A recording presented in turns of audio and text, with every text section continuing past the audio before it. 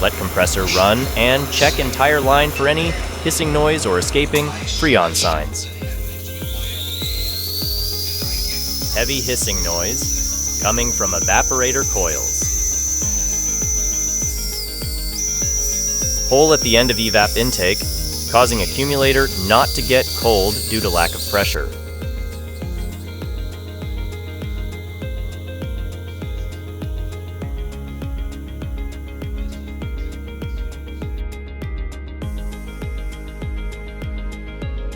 Bigger than a pinhole, this will for sure need replaced given its location.